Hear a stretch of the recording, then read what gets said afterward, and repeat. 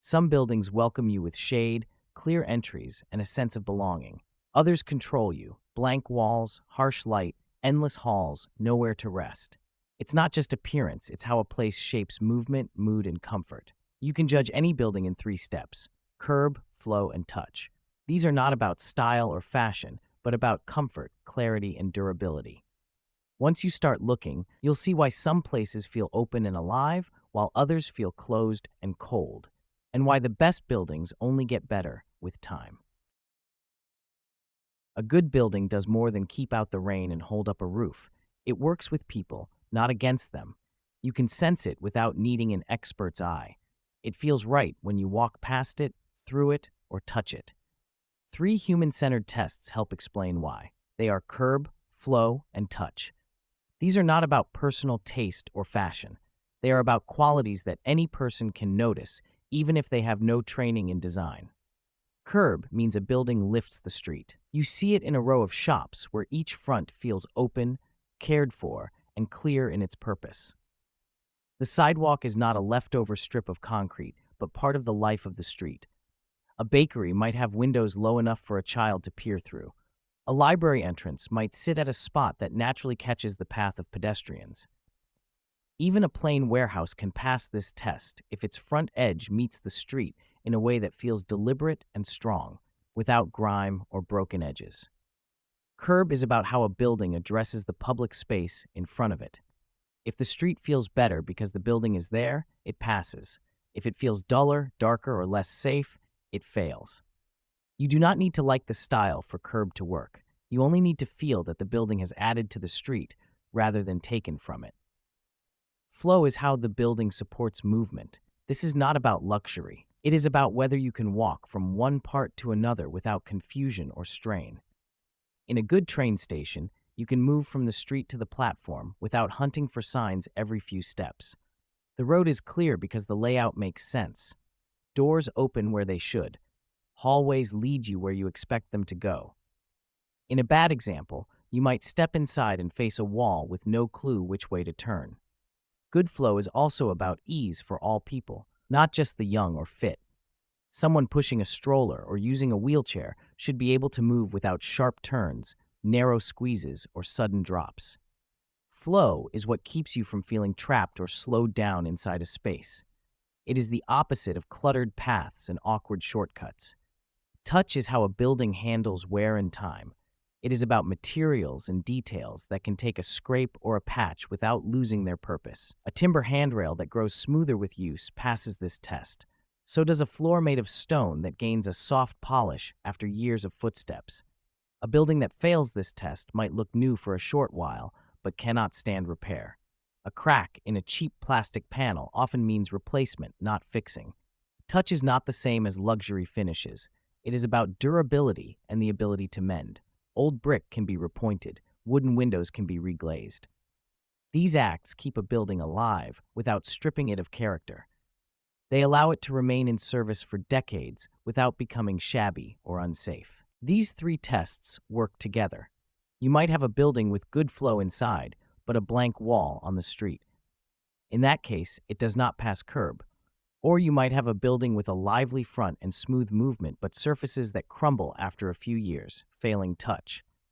Passing all 3 means the building contributes to its place, works for the people moving through it, and endures over time. Imagine a small town square. On one side is a post office built in the 1930s. It sits flush with the sidewalk, with a deep front step and wide doors that invite you in. That is curb. Inside, the counter is straight ahead, and side hallways lead clearly to offices and restrooms. That is flow.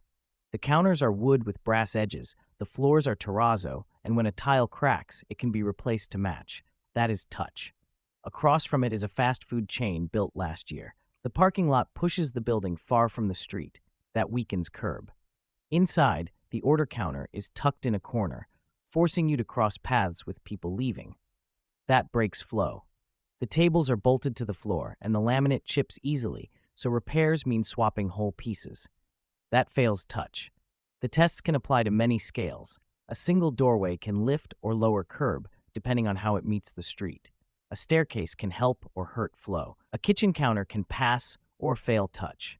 You can judge them in seconds because they relate to how people use space in real life. You do not need to read plans or know the names of styles. You only need to notice if the street feels better, if movement feels natural, and if the surfaces will last. Even in large, complex projects, the same rules hold. A hospital with a strong curb presence might have a front that feels open and safe, with covered walkways and seating. Good flow inside would mean patients and visitors can find key services without crossing restricted zones or doubling back.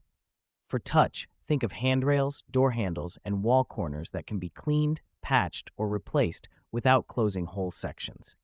Some buildings fail because they ignore people's basic needs in these three areas. A glass office tower with mirrored walls might win praise for its shape, but makes the street below feel empty and cold. A mall with a twisting layout might keep people inside longer, but at the cost of constant confusion. A house built with thin siding might look sharp at first, but cannot be repaired without full replacement. In each case, the design missed the chance to pass the human-centered tests. When you look at a place, you can ask yourself three simple questions. Does this building make the street better? Can I move through it without effort or guesswork? Will it hold up and take repair over the years? These are not abstract questions. They are based on comfort, clarity, and durability. They matter in every climate, every culture, and every budget. They are not about whether you like a certain color, roofline, or style. They are about whether the building works for people now and later. By using curb, flow, and touch as guides, you can tell a good building from a poor one without falling back on personal taste. You can point to specific ways it meets or fails the needs of those who see it, use it, and care for it. You can see why some places feel natural to be in and why others never do, no matter how new or expensive. And once you notice them, you will see these three tests at work everywhere you go. The curb test starts with what you can see from across the street. Before you even step inside, a building tells you something about itself. The across the street read is a quick way to judge how well it meets the public realm. Stand back far enough to take in the whole front. Let your eyes travel from top to bottom. You are looking for clear entry, openness at the ground floor, details that fit the scale of people, and signs that the space is meant for comfort and safety. The first thing to notice is the entrance. From where you stand, can you tell where the front door is? In a good example, the entrance stands out without confusion. It might be framed by a canopy, centered between windows, or lit so it reads as the obvious way in. You do not need to squint or guess. Poor examples hide the entrance behind columns, tinted glass, or deep shadows. If people have to stop and search for the door, the curb test is already failing. Clear entry is not decoration. It is the basic signal that a building is ready to welcome people.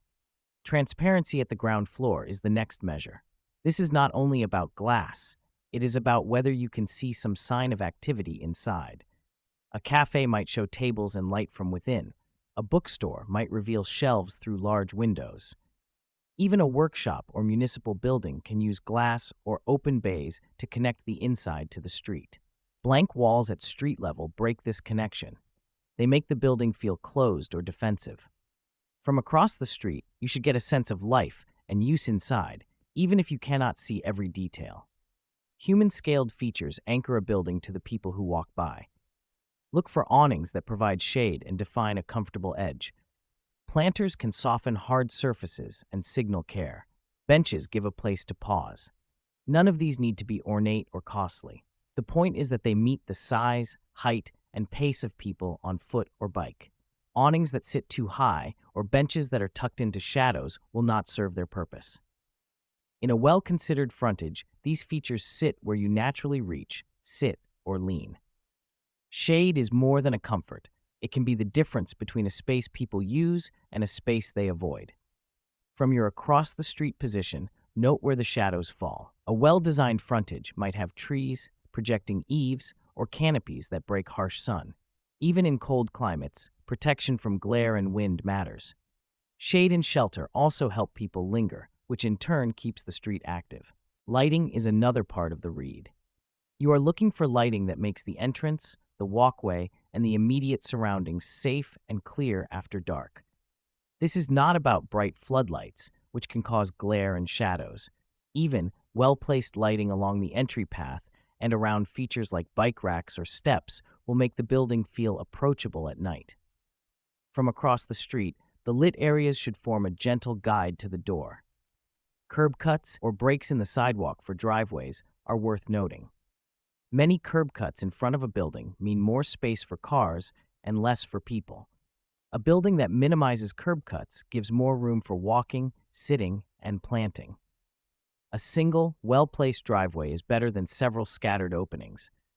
Too many curb cuts interrupt the path, reduce safety for pedestrians and cyclists, and weaken the connection between the building and the street.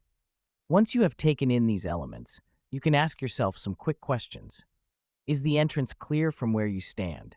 Does the building invite you in through openness, scale, and comfort? Is it set up for people on foot and on bikes, or is it dominated by car access? These are not style questions. A building can be modern glass, brick, or wood and still pass or fail the curb test based on these measures. The answers are not about taste. They are about function in the shared public space. Think about a small neighborhood grocery store. From across the street, you can see the front door at the center, marked by a sign and a simple awning. Large windows on either side show shelves and baskets. Planters with herbs sit at the edge of the sidewalk. A bike rack is in plain sight, lit by a soft overhead lamp.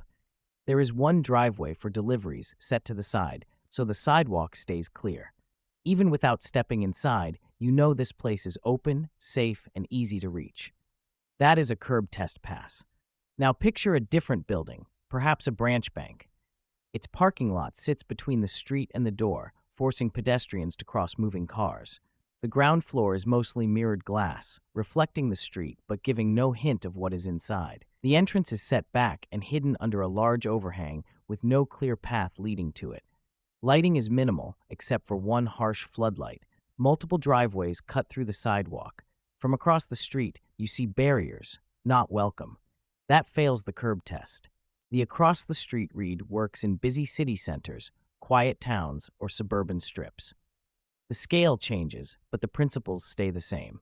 In a city, a tall building can still pass if its ground floor meets people at eye level with active fronts, clear doors, and shelter. In a rural town, a single-story shop can pass with a front porch, wide steps, and a lit sign. In either case, the view from across the street tells you most of what you need to know. This test also works for buildings you know well. Even if you enter every day, try stepping back to see what someone new would notice first. You might find that the sign is too small, the entrance blends into the wall, or the shade is gone after a tree was removed. These changes can affect the curb presence as much as a major renovation. The street-level experience starts before anyone takes a step toward the door. It is important to remember that the curb test does not measure beauty in a narrow sense. You may admire a building's style, but still see that it hides its entry or turns away from the street. You may dislike a certain design, but recognize that it greets the street well. The test is about how a building meets the shared space we all use. From across the street, you can judge that meeting quickly and with confidence. When you practice the across the street read, it becomes easier to spot why some places feel open and others feel closed. You will see the role of clear entry, transparent ground floors, human-scale features, shade, lighting, and careful use of curb cuts. These small parts add up to the first impression a building makes on the people passing by. Apple Fifth Avenue in New York City stands out for its unique approach to blending architecture with public space. The building's design invites interaction from the street level. A transparent cube marks the entrance to the store, drawing people in with its modern, almost ethereal presence. The cube is open, allowing natural light to flood the interior, creating a sense of connection between the outside world and the space within. This openness invites curiosity and movement, offering a smooth transition from the busy plaza into the quiet, controlled environment of the store. It makes the experience feel less like stepping into a commercial space and more like entering a public gathering spot, one that is part of the city's broader rhythm. This kind of design brings energy and life to the area. It suggests that the building is not only for those who intend to shop, but also for anyone passing by, whether they are drawn in or simply enjoying the sight of the glass cube from a distance. In contrast, the Whitney Museum of American Art, also located in New York, offers a different kind of engagement with its surroundings. The museum has street-level openness that makes it feel approachable. Its terraces, which connect to the High Line, blend the museum's structure into the urban environment.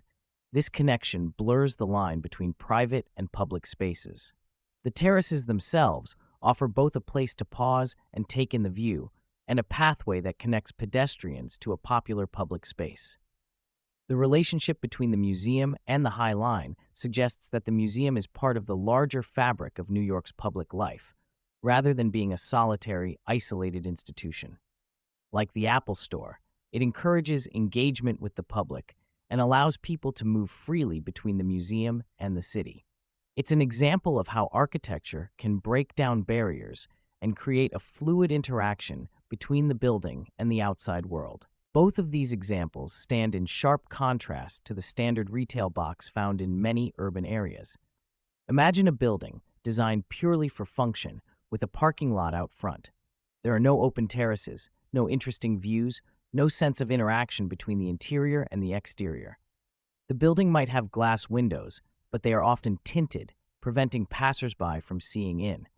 It's as if the structure is a fortress, creating a divide between itself and the street. This is the kind of architecture that doesn't engage with the community. Instead, it sits back, disconnected from the life of the surrounding area. This blankness can be seen in many parking-fronted retail stores where the experience of the building is purely transactional. There's nothing about the design that invites you to linger or that creates an environment for people to interact with each other. Instead of energizing its surroundings, it contributes to a feeling of detachment, isolating itself from the city's pulse. The key difference between these examples lies in how each design treats the public space around it. The transparent cube of the Apple Store and the terraces of the Whitney Museum make each building a part of the public experience. They allow people to move seamlessly from one space to another, with architecture that feels like a natural extension of the city. These buildings invite curiosity and offer something to engage with, whether it's the light streaming through the glass cube or the view from the museum terraces. The blank, parking-fronted retail box, on the other hand, does nothing to draw you in or make you feel connected to the space around it. It sits in isolation, with little to no interaction with the street. This contrast shows the power of design in shaping not only the way a building functions, but also how it influences the energy of its surroundings. The right architectural choices can turn a building into a lively, engaging space that adds to the urban environment, while poor design can result in something that feels empty, lifeless, and disconnected from the life around it. Flow is the way you move from the front door of a building to where you want to be without confusion or strain. It is the invisible guide that makes a place feel easy to use. When flow is good, you know where to go without thinking about it. When it is poor, you feel lost, slowed, or pushed in the wrong direction. Flow applies whether the building is a small clinic, a busy airport, or a modest apartment block. It comes down to how the routes, stairs, light, air, and sound work together to help you get where you need to go. The first part of flow is the location of stairs and elevators. These should be where you expect them. In a well-planned building, you can step inside, glance around, and spot your way up or down without searching.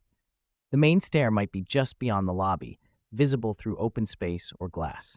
The elevator might be close enough to the entry that someone carrying bags or using a wheelchair does not need to weave through crowded areas.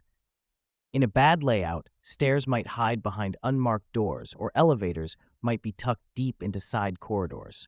This forces detours and slows movement.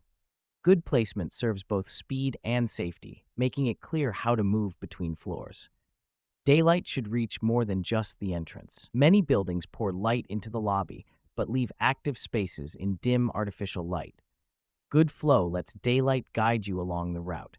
Windows, skylights, or glass doors can pull you toward key areas, giving subtle cues about direction. In a school, for example, light spilling into a main hallway from a courtyard can signal the way to classrooms. In an office, windows at the end of a corridor can keep the space from feeling like a tunnel. Daylight also helps people keep their bearings, since the direction of the light changes through the day. Without it, spaces can feel disconnected from the outside, and navigation depends on constant signage. Accessible routes are part of the main paths, not tacked on as an afterthought. A building with good flow does not make someone in a wheelchair or with a stroller take a separate hidden route.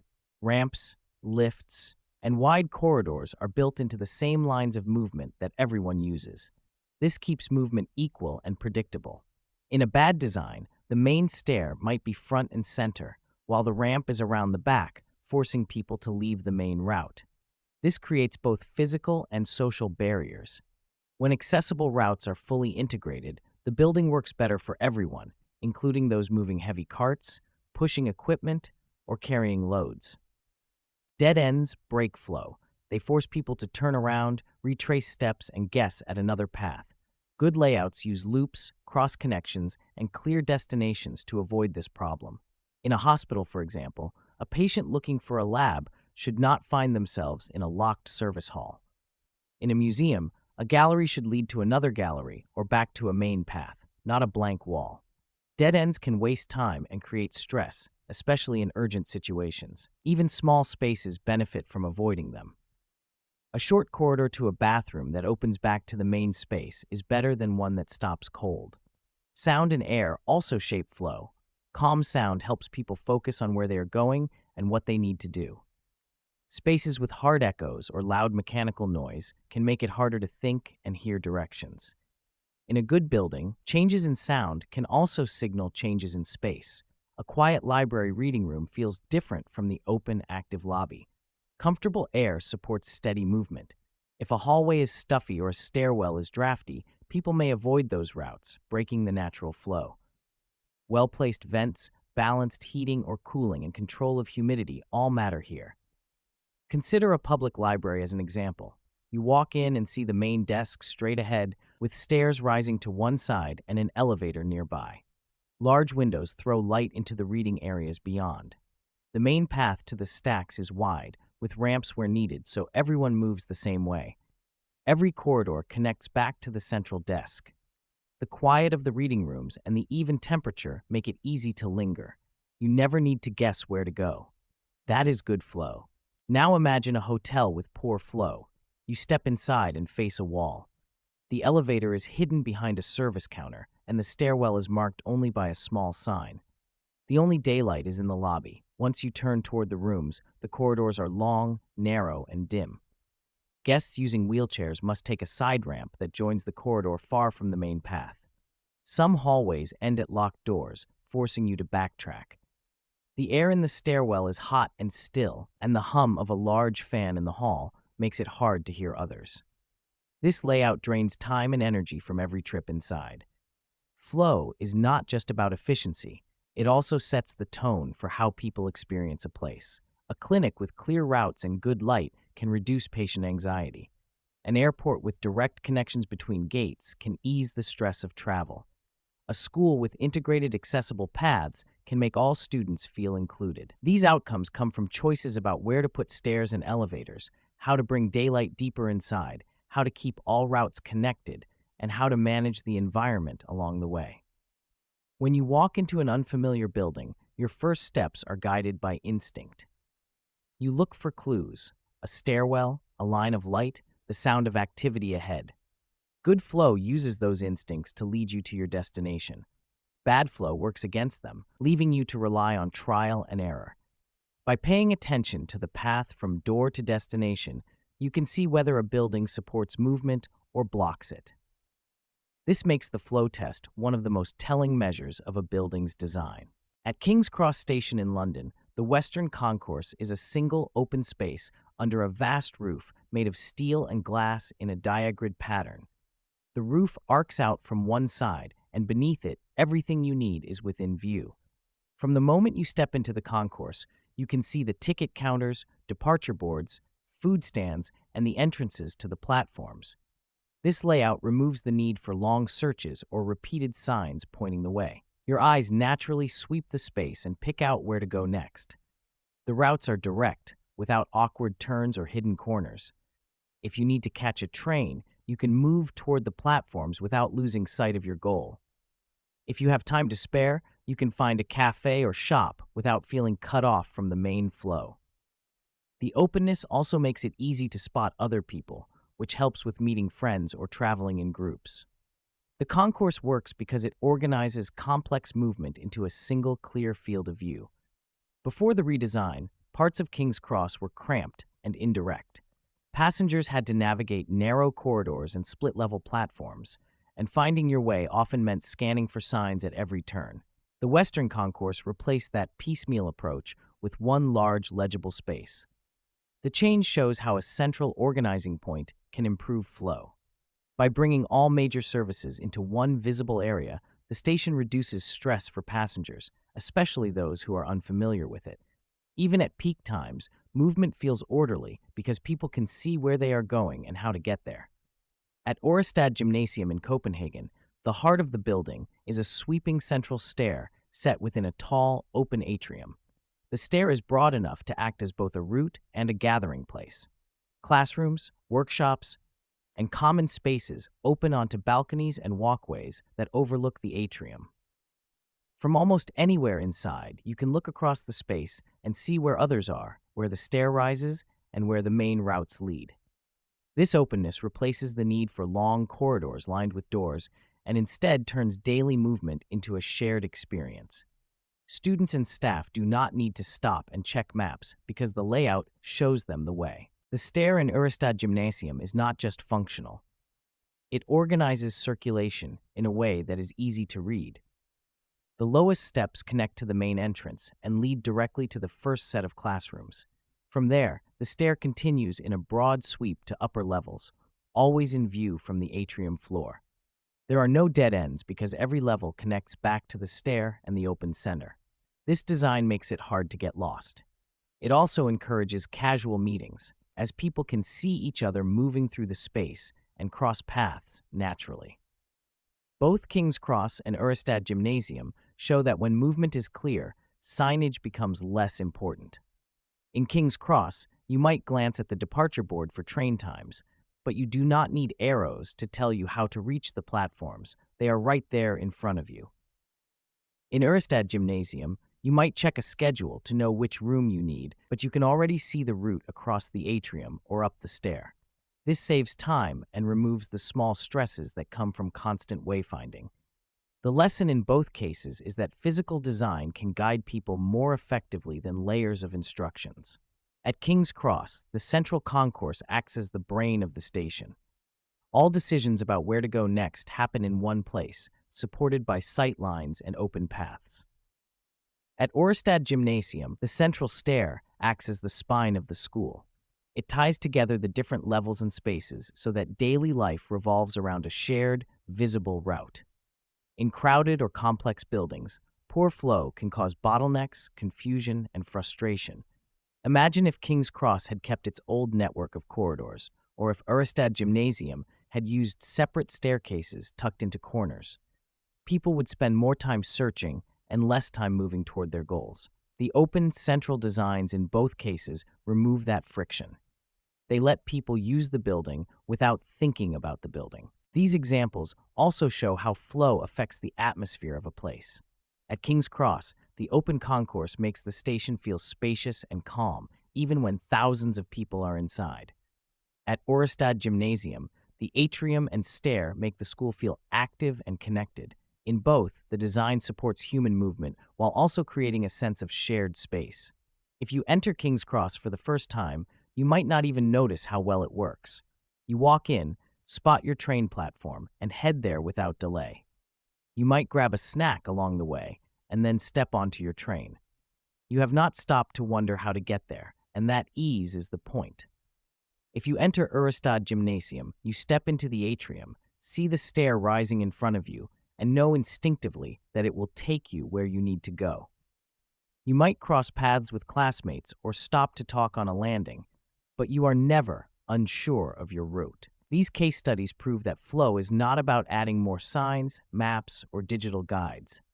Those can help, but they work best when the building already points you in the right direction. Clear routes, central organizing features, open sightlines, and visible destinations are what make movement obvious. When those are in place, even a large or complex building can feel simple to use. Step 3 is the touch test. It is the moment when you slow down and let your hands, eyes, and common sense decide if a place is built to last. You start with the materials. Honest materials speak for themselves. Real wood feels different from laminate. When you run your hand along a solid oak railing, you feel the grain, the density, the slight temperature difference between the heartwood and the lighter sapwood. Laminate may look convincing from a distance, but close contact shows the printed surface and hollow sound. The same is true for stone. A slab of granite or marble carries a natural pattern that goes deep into the surface. Artificial stone may have a coating or repeating pattern that breaks the illusion once you look closely. Metal works the same way. A stainless steel hinge or handle has weight and coolness to the touch that thin, plated hardware cannot match. Next, check how materials meet each other. A clean, tight junction shows care in construction. Where a wooden frame meets a stone threshold, the line should be straight, with no gaps, chips, or sloppy sealant. Corners should be square, and seams should line up evenly. If you see filler where a clean cut should be, or uneven spacing, that detail may signal rushed work. Look at a countertop meeting a backsplash. If the line is smooth and sealed with a neat bead of caulk, water will not seep in. If you see open spots, the joint will be the first place to fail. Weatherproofing is another layer of this inspection. Many important features are easy to miss unless you know where to look. Drip edges at the edge of a roof guide water away from the fascia. Without them, water runs down the face of the building, staining it and rotting the wood. Flashings around chimneys, skylights, and wall joints stop water from sneaking under the roof. If you see rusted or bent flashing, it might be letting water through. Even on doors and windows, small details like sill pans and weep holes tell you that the builder thought about how water will behave over time. Imagine a heavy storm. Without these features, water finds the smallest gap and turns it into a leak. Hardware should feel solid in your hand. When you turn a door handle, it should not rattle. The hinges should not flex. Open a drawer and feel if it slides smoothly without grinding or wobble. Pull on a cabinet door. If it flexes or shifts in the frame, the fastening points might fail later. Well-made hardware uses thicker metals, proper fasteners, and smooth action. In bathrooms and kitchens, check faucets and handles. Thin chrome plating on cheap metal will flake in a few years. Solid stainless or brass will age gracefully and still work after decades. Think about what happens when a part wears out. In good design, components can be replaced without tearing apart the whole space. Flooring that runs under baseboards but not under built-in cabinets can be replaced more easily. A countertop that is bolted, not glued, to its base can be swapped out when damaged. Light fixtures wired with standard fittings are easier to replace than custom-made pieces that need special parts. The same goes for appliances. If a built-in oven slides out without dismantling half the kitchen, you can replace it without major disruption. This step is not about guessing what might go wrong tomorrow. It is about reading the signs of how something will age. Picture the same place in 10 years. Will the finish on the handrail be worn smooth but still intact, or will it be peeling and splintered?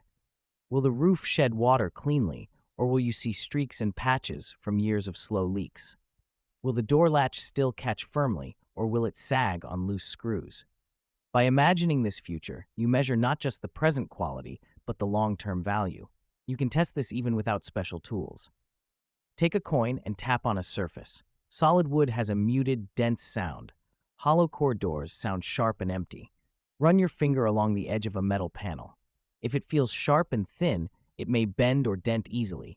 If it feels rounded and firm, it will likely hold its shape. Press gently on a joint between materials. A solid connection will not move under light pressure. A weak one will shift or creak. Look at wear in high-traffic areas. Floors near entryways tell the truth about durability. If tile grout is crumbling or boards are cupping, the material or installation might be weak. On stairs, check the treads for movement. If a stair flexes when you step, it can loosen over time. Even small things like the alignment of cabinet doors show whether hinges and frames will keep their shape. A door that hangs slightly off now will not improve with age. Outdoor details matter just as much. Railings on decks should not wobble. Posts should sit on proper footings, not directly on soil where moisture can creep in. Siding should meet trim without gaps, and paint should be even without peeling. If a deck board is already warped, it will not straighten itself in the future. Good weatherproofing outdoors often uses details you barely notice. Small gaps between boards for drainage, end grains sealed to stop water absorption, and fasteners that resist rust. The touch test also includes checking for replaceable finishes. A wall painted rather than covered with wallpaper is easier to refresh. A floor with a thick hardwood wear layer can be sanded and refinished, while a thin veneer can only be resurfaced once. A metal roof panel secured with accessible screws can be changed individually, but a standing seam roof with concealed fasteners needs specialized work. It helps to think in terms of maintenance cycles. Every part of a building has one. Good design matches these cycles so that replacing one part does not require replacing many others. A window frame that can be removed without damaging the surrounding siding saves time and cost. A sink mounted with clips rather than permanent adhesive can be swapped without breaking the countertop. This is foresight built into construction. When you use the touch test, you are not only feeling textures and weight. You are reading the choices made by the builder or designer. Did they choose real materials where it matters? Did they join those materials with care? Did they plan for water, wear, and replacement? These are not decorative questions. They are practical checks that predict whether the space will still look and work as intended in a decade. A place that passes the touch test will not only age well, but will save you trouble in repairs and replacements. Will this place look better in 10 years? If the materials are real, the joints are tight, the weatherproofing is sound, the hardware is solid, and the parts are easy to replace, the answer is yes. If not, the signs will show long before a decade has passed. The touch test helps you see that future before it arrives. The Salk Institute in La Jolla shows how materials and details can be chosen to age well without constant replacement. The main buildings use poured-in-place concrete and teak. The concrete was specified with a high standard of mix and formwork so that the surface would stay smooth and resist weathering. Over time, concrete can stain or crack if not done properly, but here it has held its form for decades. The teak was chosen for its natural resistance to rot and insects. When exposed to sun and sea air, teak changes from a warm brown to a silver gray, a patina that signals age without loss of strength. The designers and builders understood this and accepted the color change as part of the building's life. They also planned for a restoration cycle. This includes periodic cleaning of the concrete to remove salts and re-oiling or replacing teak elements when they become worn. Because the material connections are accessible, repairs do not require tearing apart large sections. You can stand in the courtyard today and run your hand along the concrete walls and teak window frames, feeling how the texture and weight remain true to their original quality. The touch test here shows not just strength, but an intentional approach to how time would mark the surfaces. Therme Vals in Switzerland is another example of how touch and durability work together. The entire spa is built from locally quarried quartzite, a stone known for its hardness and low porosity. Each slab was cut and set by hand so that the joints line up and the surface reads as continuous. Walking barefoot across the floors, you feel the fine grain of the quartzite, which is smooth enough for comfort but textured enough to prevent slipping. This is not a surface that will polish away or chip easily. The designers also understood the effect of water on stone.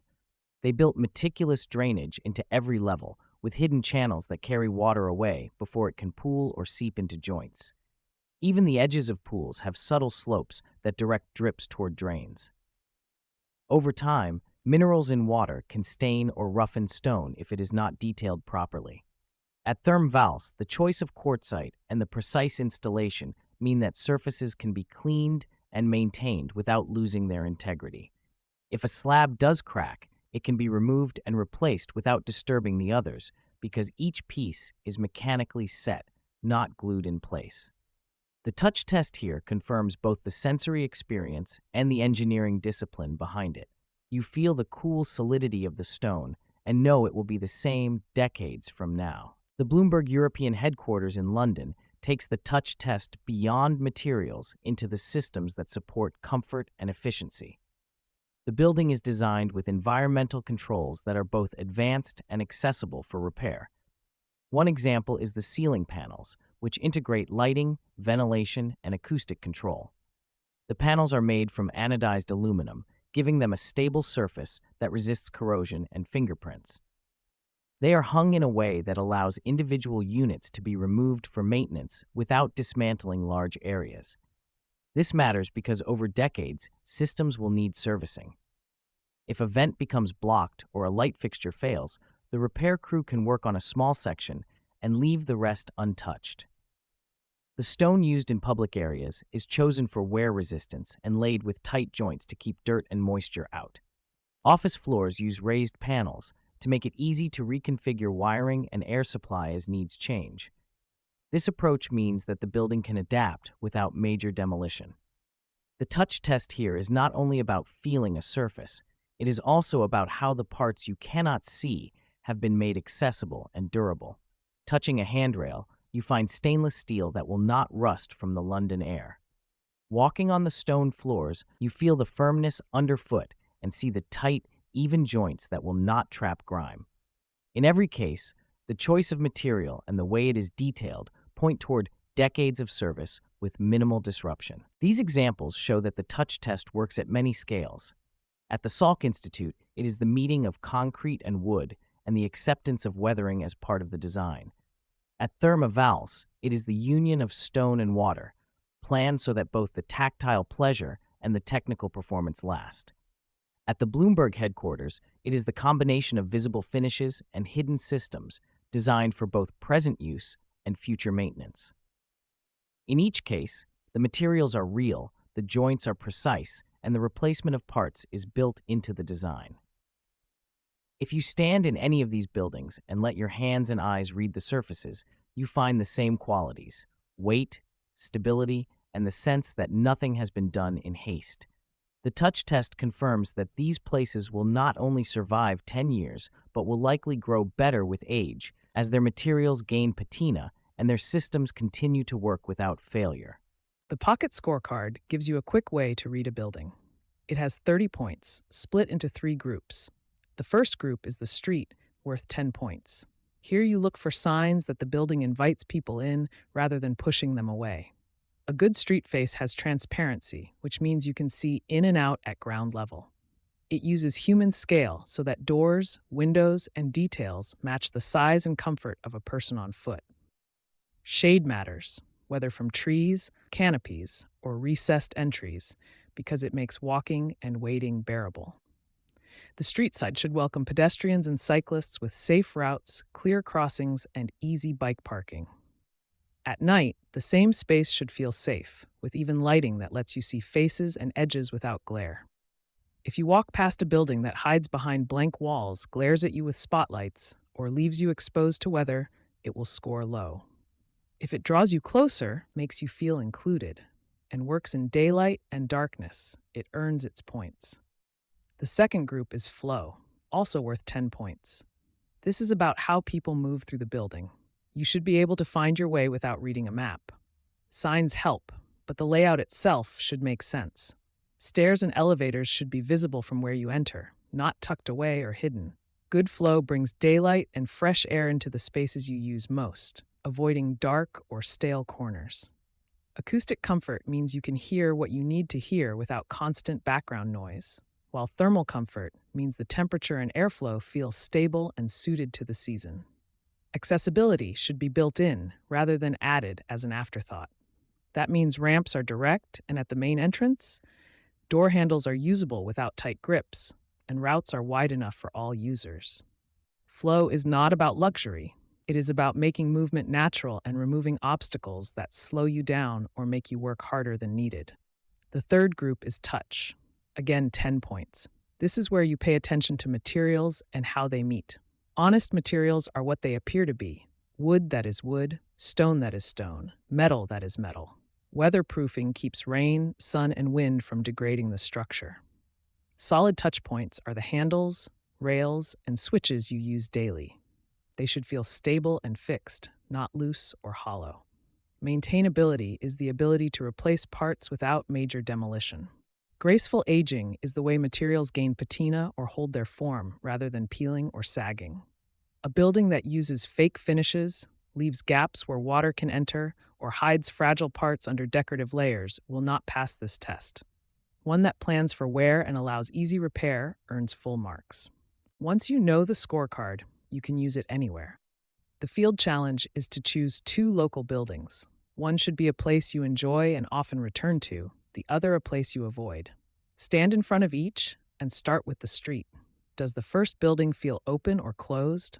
Do you see life behind its windows? Is there a shaded spot where you could pause? Is it easy to walk or cycle past it? Would you feel safe here at night? Then move inside if you can and test the flow. Can you see where to go? Are the stairs and elevators clear? Do you feel daylight and fresh air? Is the sound level comfortable? Are all routes accessible? Then check the touch. Place your hand on a railing, open a door, tap on a wall. Are the materials honest? Is there evidence of good weatherproofing? Does the hardware feel solid? Could the parts be replaced without tearing the place apart? Picture it 10 years from now. Will it still work and look good? Score each question from 0 to 2 for a total out of 10 in each category. Do the same for the building you avoid.